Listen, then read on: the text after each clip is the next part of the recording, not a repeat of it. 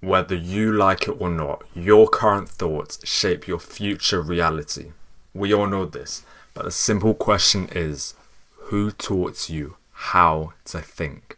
You will be unsuccessful if you don't learn how to rewire your brain. And today, I'm going to teach you how to do exactly that. The first thing you need to realize is awareness is the beginning of freedom. Realize everyone around you is just living their life on autopilot. They're doing the exact same thing every day, again and again and again, without any thought as to why. They're stuck in a cycle. They're stuck doing stuff which they've been told to do with no prior thinking. And this is why they're stuck in their limiting beliefs. This is why they don't have the self-belief to think, maybe I'm meant for something more. Maybe I can achieve great things. Maybe I don't need to be doing these same things again and again. These limiting beliefs have been passed down from wherever you've been. Realize your environment controls your subconscious, and your subconscious controls your limiting beliefs. So think, growing up, you went to school.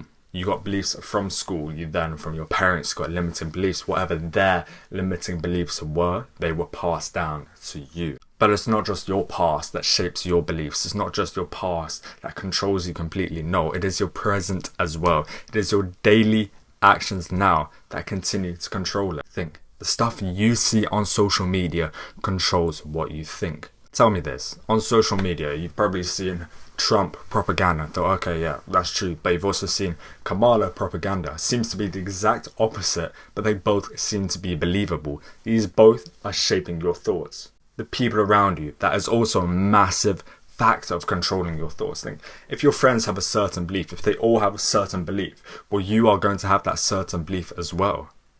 Your environment includes the people around you, and your environment, as I said, controls your subconscious. And finally, one of the biggest things that is controlling your thoughts, controlling how you think, is music. Most people listen to music for the sake of, oh yeah, it sounds good, but they don't actually realize what the lyrics are saying. It is usually the most disingenuous, disgusting lyrics. And whether you are actively listening to them or not, that does not matter. Those words, those beliefs, the stuff which is being preached in the music, it's still going all into your head. It's still controlling how you think. Think of awareness as solely not being dictated by your beliefs, not being completely controlled by your beliefs, but instead being able to observe your beliefs and think, okay, why is this happening? Think of yourself as a puppet. Let's say you have strings all across you, and there's above you is your environment. I think each string is a different thing. Let's say I've got school here. I then have social media here, music there, people around me here. You need to think, okay, all of these are controlling me in some sort of way. Awareness is the scissors. Awareness is the part which will allow me to snip all of these strings away, so I won't be controlled by things I don't want to be controlled by. Awareness is the first step to freedom. When you start to snip these strings, this is where you get onto step 2. Replace what's broken with truth. Whatever you repeat, you believe. Repetition creates reality. So if you do the same thing again and again, if you keep on thinking the same thing again and again, guess what? That will become your reality. And that works in both a positive and a negative way.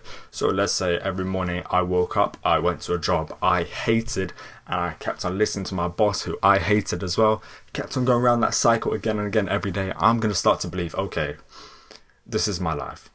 I'm not meant for anything more. And I will believe that because the repetition of the action reinforces the belief. But it can also work in a positive way. So if you break that, if you cut the strings off like we talked about earlier and start using repetition to create beliefs in a positive way, then you can start to create your dream life. Because look, most people, you should have an idea of what you want your dream life to be. So when you have that goal, you can reverse engineer and think, what beliefs do I need to have in order to achieve that? What beliefs would I have at that point? And yes, I know it's hard. You can't just stop bad thoughts, no.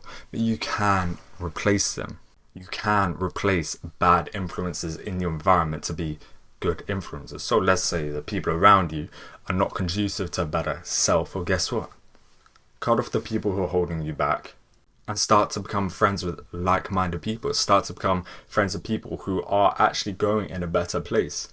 But not in a superficial way, not just for the sake of having better friends, no. But in a spiritual way, in a real connection way, in an authentic way. When you realize all of this, you'll start to have the discipline over what your inputs are, what is actually going inside of you. So, for example, you'd probably change binge watching Stranger Things on Netflix to reading a book. You'd probably start watching brain rot on YouTube and replace it with something informative. Because most people believe, oh, okay, well, YouTube is all bad, Netflix is all bad. No, it's not.